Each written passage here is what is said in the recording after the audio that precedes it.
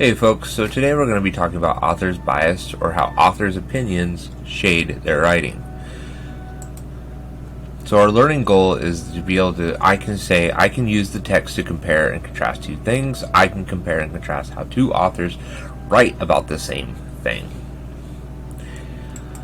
Well, let's start with what is bias. So this is when you are in favor or against one thing, person, or group compared with another. It can be as simple as I prefer cheese and pineapple pizza from Domino's over cheese and pineapple pizza from Pizza Hut, right?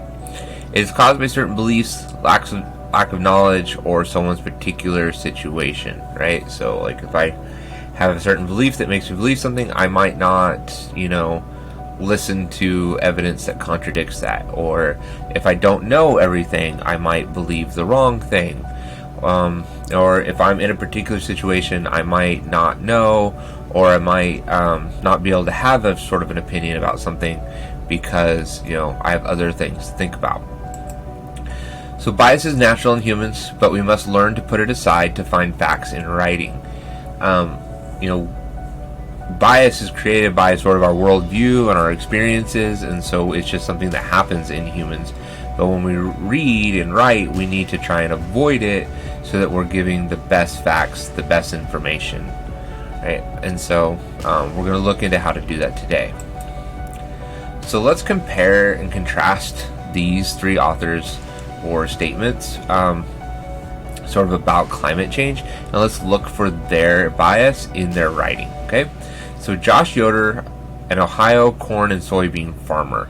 Okay, if you ask any farmer if they've experienced a difference between when they first started farming and today, almost everybody can recognize some dramatic differences in weather patterns. Right, so Josh Yoder is basically saying that climate change is real, and his bias is that he's a farmer, and he knows climate change is real because of its effects on farming. That's his situation, and so that's why he is worried about climate change. So that's his bias. If we look at Maury Samduku, from South Sudan Climate, is a South Sudan climate activist, what might his bias be, especially if we know that Sudan has been facing a lot of civil war and outside war, and a lot of violence recently. Right, so even though he's a climate change activist, he might talk more about like the war situation, and let's see if that pans out. It's also been a struggle getting the community on board, he said. Most of the population is traumatized by war, not to the extent of not wanting to know anything, he said. They only want to know when peace is coming to the country. So basically what he's saying is people in his country can't care about climate change, even though it has a huge effect in their country, because they're worried about the very immediate problem of war, right? So that's sort of their bias, and it's his bias as well, right? Alright, so finally let's look at Ron Ness. He's the president of the North Dakota Petroleum Council. North Dakota is the second largest producer of oil in the country, so what might his bias be? Yeah, so like he's basically the head of a group that maintains sort of control and price in oil in a large oil producing company, so he cares a lot about the oil and gas industry, and oftentimes those industries are the ones being attacked by climate change activists. So here's what he had to say. Mr. Ness has publicly spoken against the need to strengthen regulation of methane, a major component in natural gas, calling stronger rules an unnecessary burden, and saying the industry already produced valuable energy resources in a responsible manner. So he's saying, hey, we've already done enough. We don't need to do anything new on climate change. Climate change is fine. Forget about it. We're good. Right? And that's because his bias makes him want to protect his industry. Okay, so this is Person of the Year from Time Magazine last year, and this is Greta Thunberg. She's a climate activist from Europe, and she's, I believe, 14 or 15. She's very young, and she sort of kick-started this whole global youth activism in climate change. So being young she has a lot of bias towards the future, and climate change is something that very much affects the future and will affect her ability to sort of live a happy life, or find good jobs, or sometimes even some people believe even survive. And she's actually someone that believes that we will not survive the future if we don't do something about climate change. So let's read through some of her statements to the UN, and we're going to look for the facts inside of her bias, inside of her more opinionated words, right? So she says, "This is all wrong. I shouldn't be up here. I should be back in school on the other side of the ocean, yet you all come to young people for hope. How dare you? You have stolen my dreams and my childhood with your empty words, and yet I am the lucky one. People are suffering. People are dying." Okay, so I might just take these as facts. So, people are suffering, people are dying, right? Those are actually facts. Those things are true, right? All right, let's look at the next paragraph. "Entire ecosystems are collapsing. We are in the beginning of a mass extinction, and all you talk about is money and fairy tales of eternal economic growth. How dare you?" So the fact there is that ecosystems are collapsing. We are in the beginning of a mass extinction. This is something that's agreed upon by scientists. So mass extinction is kind of like when the meteor hit and killed a bunch of dinosaurs.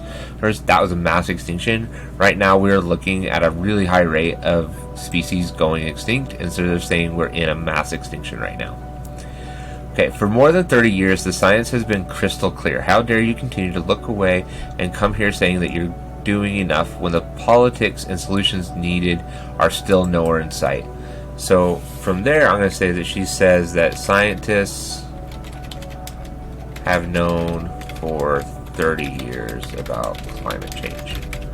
Oop, and I misspelled scientists. There we go. Right? And so that's how I extract facts out of some of these more incendiary, sort of fiery paragraphs. So let's do some practice here. Reading through bias again. "The popular idea of cutting our emissions in half in 10 years only gives us a 50% chance of staying below 1.5 degrees Celsius and the risk of setting off irreversible chain reactions beyond human control." So what do we see as a fact in there? Right. So cutting emissions in half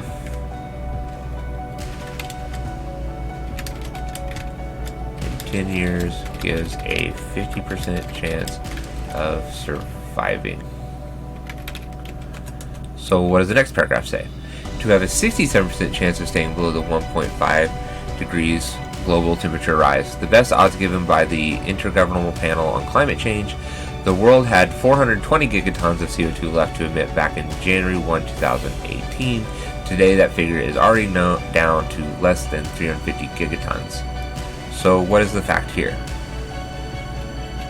Okay, so yeah, 350 gigatons is of CO2, that's carbon dioxide. Why would that type out right? There we go. CO2 is all we have left we can emit. There we go. And now let's look at the last paragraph. "How dare you pretend that this could be solved with just business as usual and some technical solutions? With today's emissions levels, that remaining CO2 budget will be entirely gone within less than 8.5 years. So what is the fact here? Right, we only have 8.5 years left to solve this problem. Alright, great. Let's keep moving. You guys are doing great. Keep it up. Alright, so the other thing we can do is we can compare sources and look for bias in those sources, right? And one thing we're going to do when we compare these sources, we need to find a third source to compare them to see which one is more correct. And we'll talk about that third source here in a little bit. So National Geographic is a magazine that's been around for a really long time, and basically their magazine is focused on showing us the world, the beauty of the world, the beauty of the people in the world, and sort of like what's going on in the world.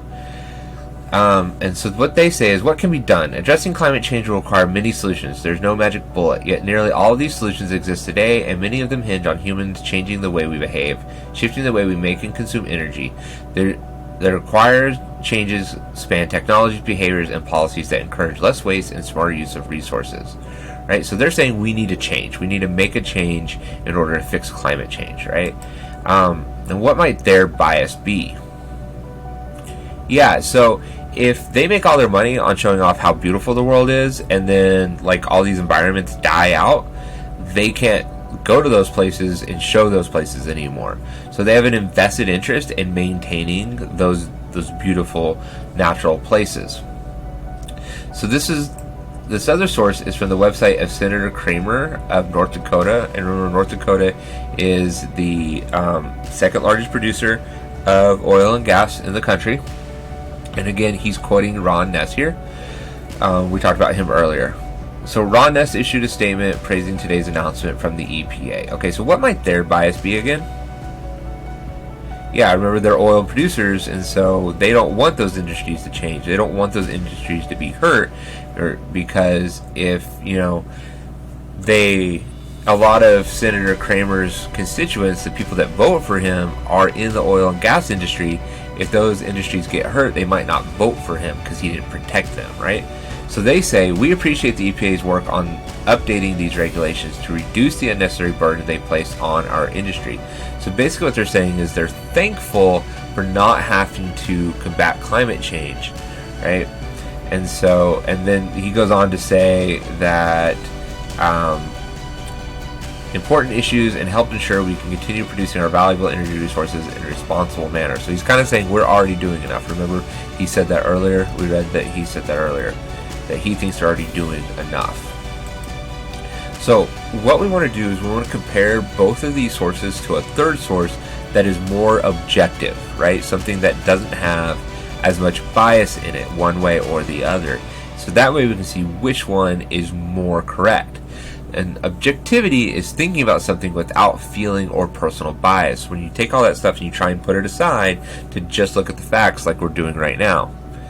So if we take a source from the Union of Concerned Scientists of the United States of America, these are environmental scientists, and so they're experts in their field. What do they have to say, right? Carbon dioxide and other heat-trapping gases are the main drivers of global warming. While climate change cannot be stopped, it can be slowed. To avoid the worst consequences of climate change, we need to reach net zero carbon emissions by 2050 or sooner. Net zero means that, on balance, no more carbon is dumped into the atmosphere than is taken out. To achieve net zero emissions, we need a massive transformation in how we produce and consume electricity. We need a newer, better transportation system. We need to stop deforestation. We need a climate-friendly agriculture system. So they're saying we do need to change, we need to fix this, we need to do something, right? And which of these two sources also said that? Right, National Geographic. So now that we've had this objective source, we know that National Geographic, since they're in agreement, that it is the better source. So if we do a comparison, we can say National Geographic is a better source because they are similar, remember our compare words, to the UCSUSA in their writing on this topic. In contrast, the Senator Kramer website, Kramer website was against what the objective scientists said. So that's how we make this sort of judgment about which source we're going to use because it fits our objective source, right? Alright, so ways to avoid bias, ways to find more objective sources. One way is authenticity. What are the people most affected by it saying? So authenticity is like if there's a problem in the Native American community, I'm going to listen to Native Americans about that problem, right? If there's something going on in a certain region of the world, I want to listen to the people that are in that region, right? And that way, if an article is only talking about it from like the, if it's a problem in Sudan and we're only looking at it from, how businessmen in Britain view it, then that's not a very authentic source. And so it can actually end up being more biased, right? We also want to look for expert consensus. What are the people who study it saying? What are all the scientists saying? What are all the anthropologists saying? What are all of the people who study that subject are saying about this? Do they mostly agree? If they do, then that's probably what we want to listen to. Gains and losses. Who has the most to gain? Who has the most to lose, right? So like when we were talking about, if we have a problem and, this person has a whole lot to lose if we do something, and this person has a whole lot to gain if we don't do something, then we want to look at that to sort of see, where maybe the middle is, right? Because people are going to fight for gains, but they're going to fight even more against losses, right? And then number of facts is a real simple way. How many facts is in the source providing versus how much is interpretation or opinion. So like, is almost every paragraph in the article opinion? Well, then it's probably a pretty biased source. Is it mostly presenting facts with a little bit of opinion? Well, then it's probably less biased, right? Okay, so that's the end of this lesson. You're done. Congratulations. Awesome way to go. Now you need to go do Unit 4, Lesson 2, We Do. All right, see you there.